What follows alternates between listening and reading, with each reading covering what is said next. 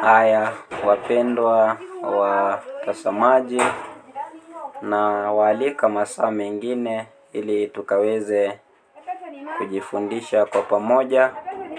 Na masaa haya nataka tukaweze kuangalia jambo fulani ambalo limeweza kuleta utata ndani ya kanisa la Waadventista na miongoni mwa Kristo wengine.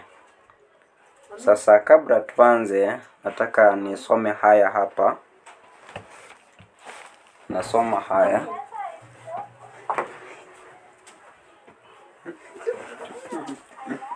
Nataka nisome haya kutoka kitabu cha Timotheo wa kwanza. Kutoka kitabu ni kile cha Timotheo wa kwanza 2 na aya yake ni ya kwanza. Biblia inasema hivi katika Timotheo wa kwanza 2 aya yake ni ya kwanza. Biblia inasema, basi kabla ya mambo yote nataka dua na sala na maombezi na shukrani zifanyike kwa ajili ya watu wote. Kwa hivyo Biblia inasema kabla ya mambo yote Mungu anasema anataka kwanza dua, sala na maombezi yafanyike kwa ajili ya watu wote. Sasa tuombe tuweze kupiga dua ili tukaweze kuingia kwenye mada ya masaa haya. Baba, tunashukuru kwa kuwa nasi, umetulinda tangu asubuhi hadi masaa haya. Nashukuru kwa nafasi ambayo umetujalia, tumeweza kukutana tunapoenda kujifundisha neno lako. Tuomba Roho wako Mtakatifu akaweze kuwa nasi, tulinde, tuongoze katika kweli yako. Ni katika jina la Yesu tumeomba na kuamini. Amina. Asante wapendwa, na vile ambavyo nimetangulia kusema, nataka tuangalie jambo fulani ambalo limeleta utata ndani ya kanisa la Kiadventista. Na nataka tujifundishe ama tukaweze kuangalia kuhusu kikundi cha watu fulani ambao ni Waadventista wa Sabato, ambao wanajiita the Davidians. Wanajiita Davidians ni kikundi ambacho kimo ndani ya kanisa la Waadventista. Na lakini kabla nikaweze kuendelea, nataka kwanza nisome haya hapa. Kabla tukaweze kuendelea, nataka nisome haya hapa kutoka kitabu ni kile cha Isaia 8. Isaia 8 haya yake ni 20. Ndo haya ambao nataka kuisoma, alafu nikaweze kuchenga mada yangu. Tasoma Isaia 8:20, alafu nitasoma kitabu ni kile cha Yohana wa kwanza 4 aya yake ni ya kwanza. Tuanze na Yohana wa kwanza. Biblia inasema hivi katika Yohana wa kwanza 4 na aya yake ni ya kwanza. Inasema, wapenzi, msiamini kila roho, bali sijaribuni hizo roho kwamba zimetokana na Mungu, kwa sababu manabii wengi wa uongo wametokea duniani. Kwa hivyo Biblia inasema, wapenzi, msiamini kila roho, bali sijaribu hizo roho muone kama zimetokana na Mungu. Kwa nini? Kwa sababu manabii wengi wa uongo wametokea wapi? Duniani. Kwa hivyo Biblia inasema tusichunguze kabla ya kusiamini, kwa sababu katika siku za mwisho kutakuwa na manabii wa uongo ambao watatokea duniani. Hebu sikiliza katika Timotheo wa kwanza. Katika Timotheo wa kwanza tasoma kitabu ni kile cha Timotheo wa kwanza 4 na aya yake ni ya kwanza. Biblia inasema, basi Roho anena waziwazi ya kwamba nyakati za mwisho wengine watajitenga na imani, wakisikiliza roho zidanganyazo na mafundisho ya mashetani. Kwa hivyo Timotheo naye anasema katika siku za mwisho kuna watu ambao watajitenga na imani na kusikiliza mafundisho ya mashetani, wapendwa. Kwa hivyo Biblia, Kristo mwenyewe anatuadhari akituambia, ukisoma Mathayo 24:24, anasema siku za mwisho kutatokea na makristo na manabii wa uongo. duniani. Na ukisoma hiyo Mathayo 24 aya ya 5 anasema amekwisha kutuonya mbele kabla ya hayo kutukia. Sasa kuna jambo ambalo limeleta utata sana ndani ya kanisa la Waadventista wa Sabato. Kuna kikundi fulani cha waumini ambao wanajiita the Davidians. Davidians ni kikundi ambacho kimo ndani ya kanisa la Waadventista wa Sabato, na mwanzilishi wa hichi kikundi anaitwa Victor Houteff. Victor Houteff anaitwa Victor Tasho Houteff, aliyesaliwa mwaka wa 1885, na ilipofika mwaka wa 1915 akaweza kukufa. Victor Houteff hakusaliwa katika imani ya kanisa la Waadventista. Victor Houteff anakuwa converted mwaka wa 1919 alipokubali May 1919 alipokubali mafundisho na imani ya kanisa la Waadventista, akaweza kupatizwa na kuingia akawa mshirika ndani ya kanisa la Kiadventista. Na kanisa la kwanza ambalo Victor Houteff aliyojiunga nalo baada ya kukubali imani ya kanisa la Waadventista, aliweza kuingia katika kanisa linaitwa The Olympic Exposition Park SDA Church ambayo inapatikana Los Angeles. Na Victor Houteff alipoingia ndani ya kanisa la Waadventista kama muumini, akapatizwa, akubali mafundisho. Ilipofika mwaka wa 1929, Victor Houteff akaweza kuwa miongoni mwa walimu ambao walikuwa wanafundisha lesoni katika kanisa la Waadventista in 1929. Victor Houteff alipenda sana Biblia, akasoma na akapenda sana kusoma vitabu za inspiration ya Sister White, Saro ya Unabii. Akasoma na aliweza kuelewa mambo mengi sana. Lakini baadaye Victor Houteff anainuka, anakuja na mafundisho, anakuja na tafsiri ambazo hazikuwa kwa kanisa la Waadventista sa unabii katika kitabu cha Isaia, Hosea, Danieli na kitabu cha Ufunuo. Alipoanza kufundisha hiyo uelewa wake wa unabii ndani ya kanisa, alipokuwa anafundisha Sabbath School, kanisa likaweza kutambua ya kwamba Victor Houteff amekuja na mafundisho ambayo ni kinyume na imani ya Waadventista. Akaweza kuondolewa ushirika kama muumini wa kanisa la Waadventista mwaka wa 1929. Na inapofika mwaka wa 1930, ukisoma 1930 November 20, ndio mwaka ambao Victor Houteff aliweza kuondolewa kama mshirika wa kanisa la Waadventista.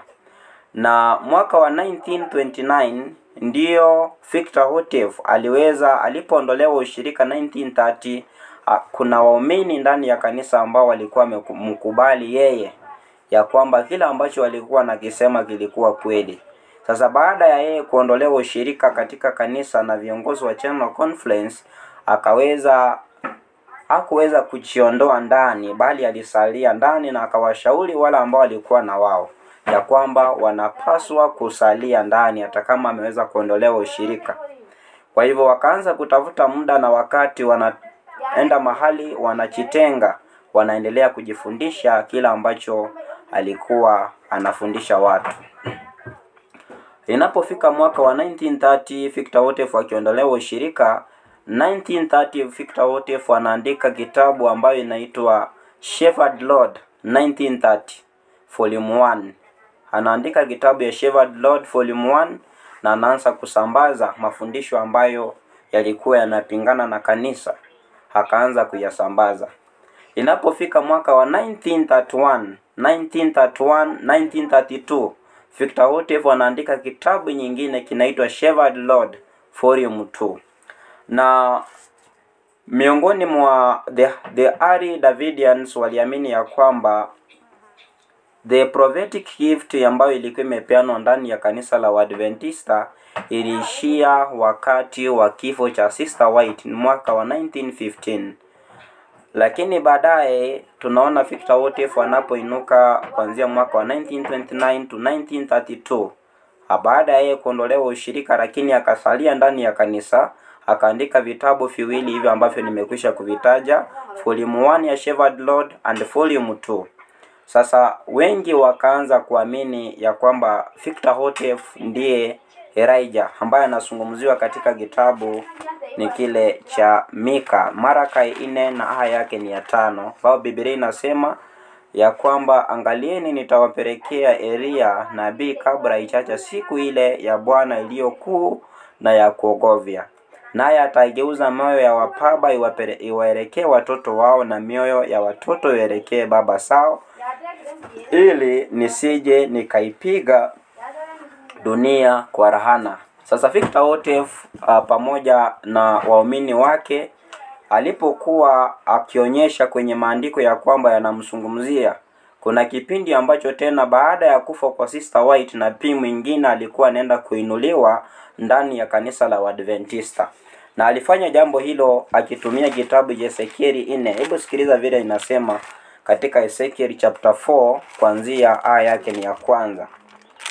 Ni kitabu ambacho alitumia kitabu cha Ezekieli kuonyesha ya kwamba baada ya unabii wa miaka ambayo imepeanwa, baada ya unabii wa miaka ambayo imezungumziwa katika kitabu cha Ezekieli 4, Mungu alikuwa anaenda kuinua nabii mwingine ndani ya kanisa la Waadventista ambaye alikuwa aendeleze kasi ambayo Sister White alikuwa anaifanya. Sasa Ezekieli 4 inasema, wewe nawe mwanadamu, chipatie tofali uliweke mbele yako, kisha chora juu yake mfano wa mji, yani Yerusalemu, ukausuru, ukachenge ngome juu yake na kufanya poma juu yake, ukaiweke makambi juu yake na kuweka magogo ya kuupomoa ya usunguke pande zote. Kisha ukachipatie pamba la chuma, ukalisimamishe liwe ukuta wa chuma kati ya wewe na mchi huo, ukaelekeze uso wako juu yake, nao utausuriwa nawe utausuru. Ili litakuwa ishara kwa nyumba ya Israeli. Tena rara chini kwa upafu wako wa kushoto, ukaweke huo uofu wa nyumba ya Israeli juu yake, kadiri hesabu ya siku utakasolala juu yake, kwa kadiri hiyo utachukua uofu wao.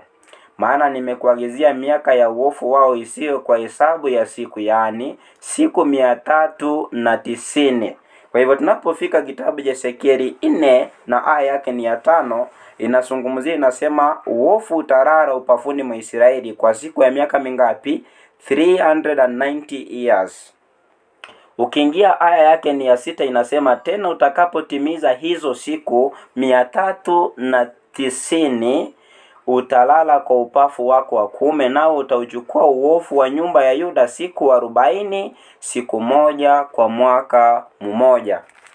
Ukitaka kuthibitisha kila ambacho nakisema, utasoma kitabu inaitwa Shepherd Lord volume 1 page 115, ambao Victor Houteff anazungumzia the book of Ezekiel chapter 4.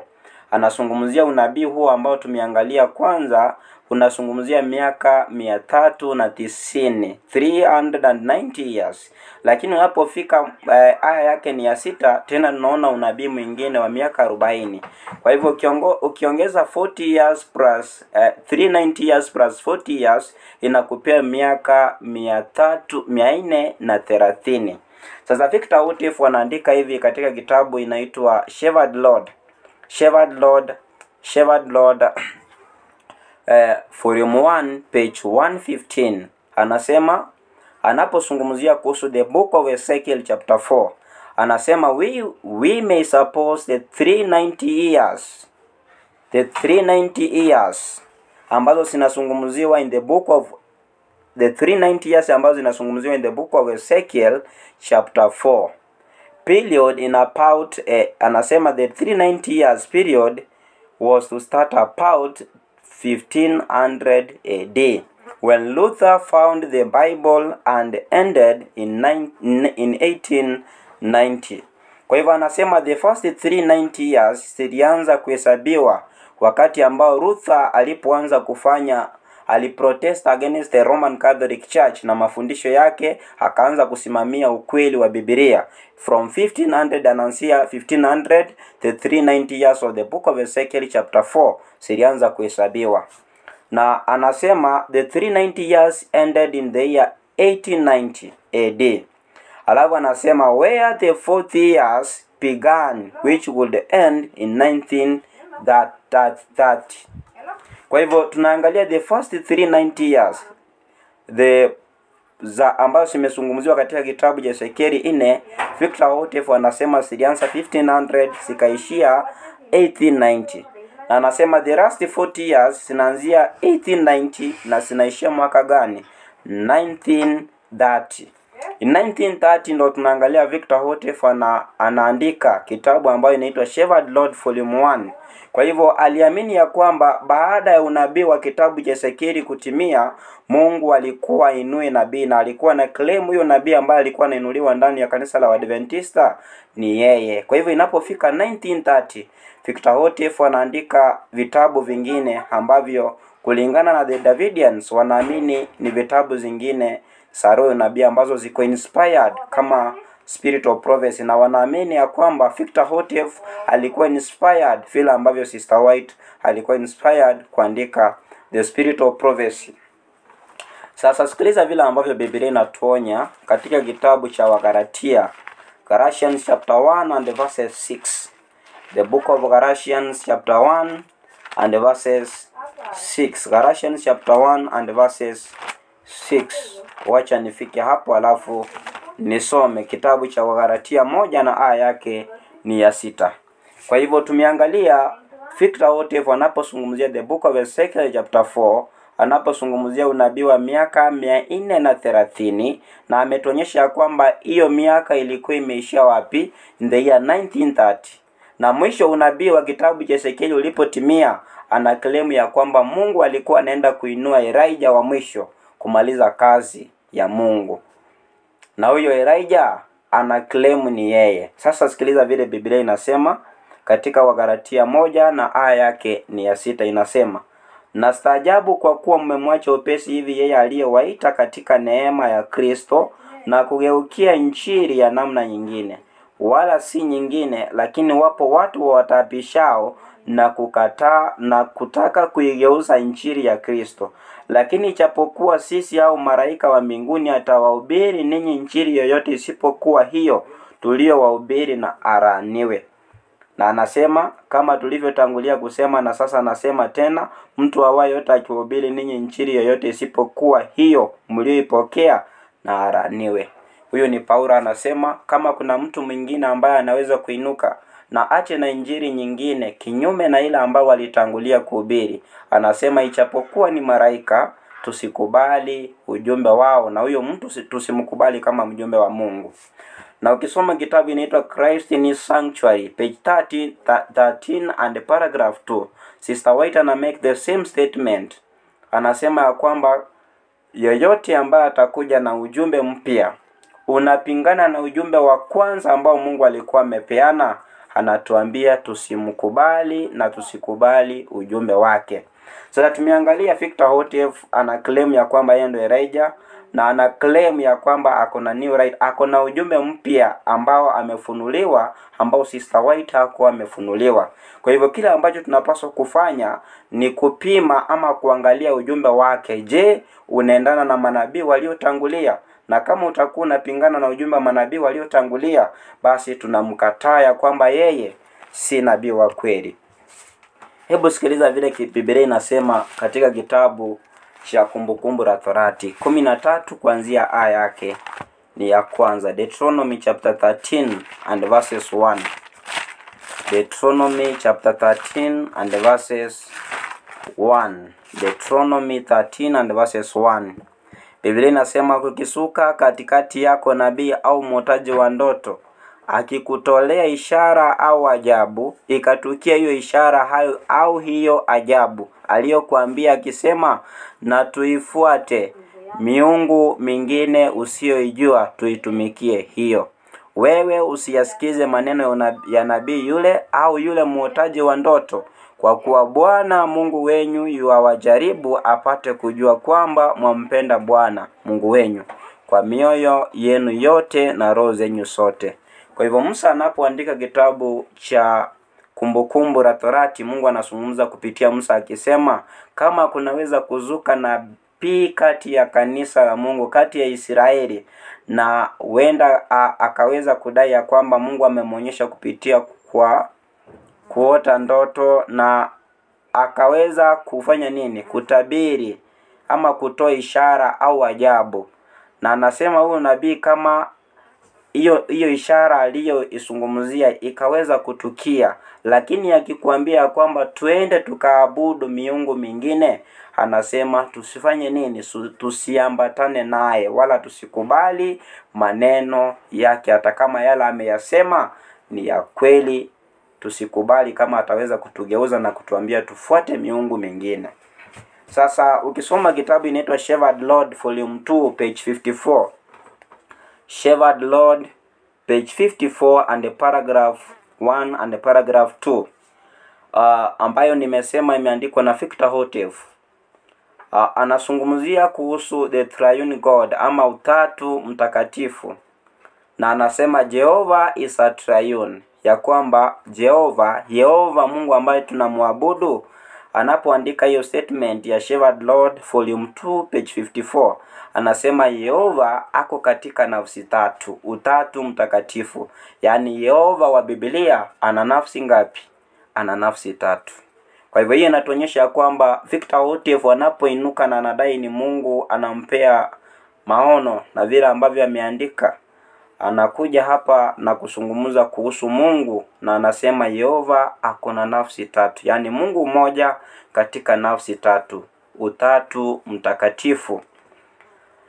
Hebu tuende katika Biblia tuangalie jambo hilo kama ni la kweli. Maana ukisoma Isaia 8:20 inasema waende kwa sheria na ushuhuda. Kama wasemi sawa sawa na neno hili, basi hapana asubuhi ndani yao. Yaani Kristo hayuko ndani yao. Kama wasemi sawa sawa na Biblia na roho ya unabii, and the spirit of prophecy.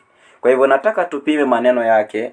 Kwa hivyo anasema Jehovah is a triune, ya kwamba Yehova wa Biblia ako na nafsi tatu. Hiyo ni Shepherd Lord Volume 2 and page 54. Sikiliza vile Biblia inasema sasa katika kitabu cha Kutoka 20. Kutoka 20 aya yake ni ya 3. Inasema Mungu akanena maneno haya yote akasema, mimi ni Bwana Mungu wako niliyekutoa katika nchi ya Misri, katika nyumba ya utumwa. Usiwe na miungu mingine ila mimi. Kwa hivyo amri ya kwanza katika Biblia inasema usiwe na miungu mingine ila mimi. Ila mimi singular, ina maana ni mmoja, si wawili au watatu. Ila mimi singular, ni mtu mmoja. Kwa hivyo Biblia inasema usiwe na miungu mingine ila mimi mmoja, Yehova. Usiwe na miungu mingine ila mimi mmoja, nani? Yehova. Lakini tumeangalia kitabu ya Shepherd Lord ya Davidians ambayo imeandikwa na Victor Houteff, the founder of Davidians. Anasema Yehova ako na nafsi ngapi? Nafsi tatu. Lakini amri ya kwanza ya Biblia inasema usiwe na miungu mingine ila mimi. That is singular. Ina maana Yehova Mungu wetu ni mmoja. Waja niendelee kutoa ushahidi. Tuende kitabu ni kile cha Kumbukumbu la Torati 18 na aya yake ni ya 20. Kumbukumbu la Torati 18 na aya yake ni ya 20. Na utatu mtakatifu umechanganya wengi sana miongoni mwa Waadventista.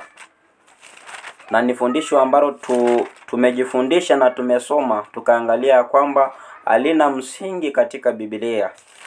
Halina msingi katika Biblia kwa sababu Biblia inatuambia Mungu wetu ni mmoja na ni Yehova.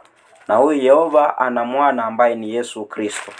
Sasa sikiliza Kumbukumbu la Torati 18:20. Biblia inasema, lakini nabii atakaye nena neno kwa kujikinai kwa jina langu, ambalo sikumwagiza kulinena, au atakaye nena katika jina la miungu mingine, nabii yule atafanya nini? Atakufa. Kwa hivyo Mungu anazungumza na Musa, anasema kama kuna nabii yoyote atakaye nena kwa kujikinai, yani kiburi, anachinua kwa jina la Mungu, Na Mungu anasema hivi, anasema kwa kuchikinai kwa jina langu ambalo sikumwagiza kulinena. Kumbe nabii huyu, jambo la kwanza, anaponena ananena maneno yake Mungu hajamtuma, na hayo maneno ambayo ananena ili kujiinua na kufanya nini? Biblia inasema au atakayenena katika jina la miungu mingine. Kumbe nabii huyu pia atanena kwa jina la miungu, si Mungu wa Biblia mmoja ambaye ni Yehova. Atanena kwa jina la miungu mingine, gods, miungu mingine. Biblia inasema atakufa. Ina maana hana nafasi katika ufalme wa wapi? Wa mbinguni. Lakini tunapoendelea kupeleleza na kuangalia kikundi hichi cha Davidians, ni ya kwamba Victor Houteff walipoinuka na kudai ya kwamba amepewa ufunuo na Mungu, akaandika kitabu ya Shepherd Lord Volume 1, Volume 2 na vitabu zingine.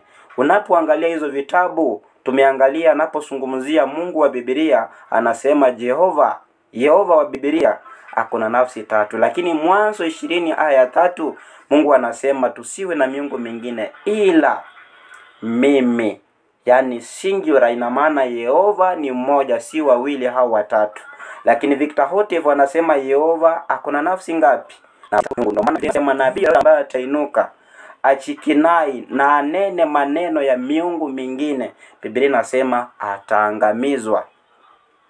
Biblia inasema atafanya nini? Ataangamizwa. Sasa tuende kitabu cha Kumbukumbu la Torati 6 na aya yake ni ya 4. Kumbukumbu la Torati 6 na aya yake ni ya 4. Biblia inasema hivi, sikia Israeli, Bwana Mungu wetu, Bwana ndiye mmoja. Jina Bwana ambalo limezungumziwa katika kitabu cha Kumbukumbu 6 aya yake ni ya 4 lina maana Yehova. Kwa hivyo linasema sikiza Israeli, Yehova Mungu wetu ni Yehova ndiye mmoja. Inasema sikiza Israeli, Bwana Mungu wetu, Bwana Mungu wetu Yehova ndiye mmoja. Bwana Mungu wetu Yehova ndiye mmoja. Kwa hivyo Yehova ni mmoja, si wawili au watatu. Lakini Victor Houteff anasema Yehova ni wangapi? Ni watatu na ni miungu. Haya, hebu tusikize vile Yesu anasema kuhusu hilo jambo katika Marko 12 aya yake ni 29. Marko 12 aya yake ni 29. Sikiliza vile Biblia inasema katika Marko 12 aya yake ni 29. Yesu anasema hivi, Yesu akajibu, ya kwanza ndiyo hii, sikia Israeli, Bwana Mungu wetu Yehova. Inasema Yesu akajibu, ya kwanza ndiyo hii, sikia Israeli, Bwana Mungu wetu ni Bwana mmoja. Na tumeangalia jina Bwana ambalo limetumika hapo ni jina, lina maana jina Yehova. Kwa hivyo Yesu naye anasema Yehova ni wangapi? Si watatu, anasema Yehova ni mmoja. Lakini Victor Houteff anapoinuka anasema Yehova ana nafsi ngapi? Ana nafsi tatu, utatu mtakatifu. Na ni fundisho ambalo tumeangalia katika Biblia halina msingi.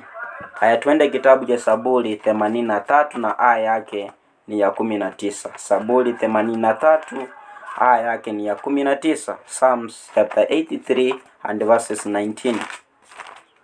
Psalms 83 and verses 19. Psalms 83 and verses 19. Biblia inasema mfanyie hukumu maskini na yatima. Samahani, Zaburi 83 aya yake ni ya ngapi? 18. Inasema hivi, wajue ya kuwa wewe uitwaye Jehova jina lako. Wajue ya kuwa wewe uitwaye jina lako Yehova, ndiwe peke yako uliye juu ya nchi yote. Huyu ni Daudi nabii ambaye anasema hivi, ujue wewe ya kuwa uitwaye jina lake Yehova, ndiwe peke yako mmoja. Ndiwe peke yako, ina maana hamna mwingine. Yehova ako mmoja uliye juu ya nchi yote. Kwa hivyo ndipo tuliweza kusoma Wagalatia 1 na aya 6 hadi aya 9. Tukasoma Christ in His Sanctuary page 13 and paragraph 2, ambayo ilisema ya kwamba Paulo pia anasema katika Biblia, akasema ikiwa kuna mhubiri yoyote atakayeinuka aje na ujumbe wowote tofauti na ujumbe wale manabii wa Mungu waliotangulia mbele yake, akasema huo nabii tusimkubali na tusikubali ujumbe wake. Tusimkubali nabii na tusikubali ujumbe wake. Hiyo ni Biblia ikasema. Na tukasoma katika roho ya unabii, Christ in His Sanctuary, page 13 and paragraph 2. Sister White naye anasema jambo hilo hilo. Anasema kama kuna mtu atakayeinuka na kudai kuwa na nuru mpya, na hiyo nuru yake mpya ikaleta contradiction kwa ujumbe wao ambao Mungu alikuwa amewapea nyuma, akatuambia tusiweze kukubali maneno ya unabii huyo. Kwa hivyo tumeangalia Victor Houteff anasema Yehova hako katika nafsi tatu. Lakini nimeweka msingi katika Biblia bila kuangalia katika roho ya unabii. Biblia kitabu cha Zaburi 83 aya 18 ambayo imetuambia kwamba Jehova jina lake, inasema hivi, jina lako Yehova ndiwe peke yako uliye juu ya nchi yote. Kwa hivyo Yehova ni mmoja kulingana na Daudi. Na Daudi ni nabii ambaye alitangulia baada ya nani? Baada ya Victor Houteff ambaye ameinuka kuwapo. Haya, nisome kitabu cha Yeremia 10 na aya yake ni ya 10. Nikielekea kumaliza, alafu tutakuwa na sehemu nyingine ya pili kuendelea kuangalia zaidi kuhusu kikundi hichi cha Davidians pamoja na kiongozi wao anajiita Victor Houteff. Inasema hivi katika kitabu cha Yeremia 10 na aya yake ni ya 10. Bali Bwana ndiye Mungu wa kweli, ndiye Mungu aliye hai, mfalme wa milele. Mbele za ghadhabu yake nchi yatetemeka, wala mataifa hawawezi kustahimili hasira yake. Bali Bwana ndiye Mungu wa kweli. Na jina Bwana ambalo limetumika hapa ni jina Yehova. Kwa hivyo inasema bali Yehova ndiye Mungu wa kweli. Kumbe Mungu wa kweli wa Biblia jina lake ni Yehova. Tukasoma kitabu cha Zaburi 83 aya 18, ikasema Yehova ndiye aliye juu ya wote peke yake. Tukaangalia Yehova ni mmoja. Kitabu cha Marko 12 aya 29, Yesu anasema sikia Israeli, Bwana Mungu wetu ndiye Bwana Yehova mmoja. Kwa hivyo Yehova ambaye anazungumziwa hapo ni Mungu Baba. Huyo ndiye Mungu wa kweli wa Biblia na ni mmoja. Lakini tulipoangalia Victor Houteff katika Shepherd Lord Volume 2 and page 54, anasema Yehova ana nafsi tatu. Lakini Biblia tumeangalia, tunaambiwa Yehova ana nafsi moja na Yehova ndiye Mungu wa kweli wa Biblia. Kwa hivyo tunaangalia Victor Houteff alipoinuka, anainuka na mafundisho ambayo yanakuja kuharibu imani ya wasee wa imani wa kanisa la Waadventista wa Sabato. Maana wakati Victor Houteff kuinuka na mafundisho haya mwaka wa 1930, pioneers wa Seventh Day Adventist walikuwa wamekwisha. Wengi walikuwa wamekwisha kufanya nini? Wameweza kupumzika ama wamekufa. Kwa hivyo anapoinuka na kuja na ujumbe mwingine mpya kinyume na ujumbe ambao Mungu alikuwa ametangulia kupeana katika aliyokuwa ametangulia kupea wasee wa imani wa kanisa la Waadventista. Kwa maana tumeonywa na Biblia pamoja na roho ya nabii kwamba hata kama kuna nabii yoyote atakayeinuka mahali popote na akazungumza ama akatoa ishara na ajabu, na hilo jambo likatukia, lakini kama atatuambia tufuate miungu mingine, anasema tukatae, tusikubaliane na maneno yake. Kwa hivyo katika Biblia tumesoma katika Torati, vitabu za Torati 4 ambazo zimeandikwa na Musa na nabii Musa. Tukasoma katika Marko ambayo ni Yesu mwenyewe anazungumza, ambaye Yesu pia ni nabii wetu. Tukasoma Zaburi ambayo imeandikwa na Zaburi ambayo inamzungumzia Daudi. Tukaangalia Daudi pia ni nabii. Tumeangalia kitabu cha Yeremia ni nabii. Wote hao manabii wote wanaonyesha kwamba Jehova ndiye mmoja. Hebu sikiliza hii aya ya mwisho alafu niombe. Katika kitabu cha Wakorinto wa kwanza 14 na aya yake ya 32. Wakorinto wa kwanza 14 aya yake ni ya 32. Biblia inasema na roho za manabii uwatii manabii. Kwa hivyo Biblia inasema roho za manabii uwatii manabii. Unapoangalia kuhusu manabii wa Biblia, ina maana ya kwamba manabii waliotangulia, ujumbe waliopewa na Mungu, na manabii ambao Mungu atawainua siku za mwisho, hawawezi kuja na ujumbe ambao unapinga ujumbe wa manabii waliotangulia. Ndio maana unaposoma Biblia, ukisoma kitabu cha Ezekieli, kitabu cha Isaia katika Agano la Kale, ukija katika Agano Jipya unapata pia Mungu aliinua mitume akina Paulo na wengine. Ujumbe ambao Paulo waliokuja nao sio ujumbe ambao ulikuwa unapinga ujumbe wa manabii waliotangulia. Paulo kila anachokisema ni sawa sawa na kila ambacho kinazungumzwa na Isaia. Kwa hiyo inasema manabii huwatii manabii. Ina maana roho wa Biblia tunaambiwa katika kitabu cha Efeso 4:4 ya kwamba tuko na roho moja. Roho yule aliyetumia Ezekieli ndiye aliyemtumia Paulo. Roho yule aliyetumia nani? Isaia ndiye yule roho aliyemtumia John the Revelator ambaye ameandika kitabu cha Ufunuo. Kwa hivyo roho ni mmoja. Roho huyu hawezi akakuja na maneno ambayo yanagongana. Kama tunaweza kufanya hivyo ama kusoma Biblia kwa hiyo njia na kuona kwamba inagongana, ina maana hatujaelewa. Ukisoma kitabu inaitwa Mind, Character and Personality Volume 2 699 and paragraph 2, Sister White anasema that which contradicts God's word is guesswork. Mungu hawezi akajichanganya mwenyewe, lakini kama tutasoma tuone inaleta contradiction, ina maana tumefanya guesswork, hatujaelewa. Kwa hivyo nabii yoyote atakayeinuka aje na ujumbe ambao unapinga ujumbe wa manabii waliotangulia, Biblia inasema tusimkubali na tusikubali maneno yake. Na hilo ndilo jambo ambalo tumeangalia. Baada ya Victor Houteff kuinuka, anakuja na ujumbe ulio tofauti na ujumbe ambao pioneers wa Seventh Day Adventist walikuwa nayo. Kwa hivyo nakupa tahadhari mpendo, unapofuatilia ya kwamba kikundi hichi, na naomba tutakapoenda kuendelea kujifundisha katika sehemu ya pili kuhusu kikundi hichi cha Davidians, utaweza kuangalia mambo mengi ya ajabu ambayo yameletwa na kikundi hichi cha Davidians, ambacho kinaondoa msingi wa imani ya kanisa la Waadventista wa Sabato. Wacha Mungu akubariki na tupatane wakati mwingine. Tuombe. Baba na Mungu uliye mbinguni, nashukuru kwa neema na fadhili zako. Nashukuru kwa kuwa nasi, umetulinda, tumeweza kujifundisha neno lako. Napoendelea kusoma na ukweli wako kwenye Biblia, tuomba Roho wako Mtakatifu kaweze kuwa ndani yetu, atuongoze, atutie katika kweli yako. Zaidi na mno tunapoishi katika kipindi hiki cha mwisho ambacho mafundisho na madanganyo mengi yameinuka duniani na manabii wa uongo. Tuomba tusaidie, tupe hekima ili tusije tukadanganyika, bali tutumie kama vyombo kwa ajili ya kuleta wengi katika sisi lako. Zidi kuwa nasi, tulinde, utuongoze sasa na hadi mwisho, kupitia Kristo Yesu tumeomba na kuamini. Amina. Shalom, shalom.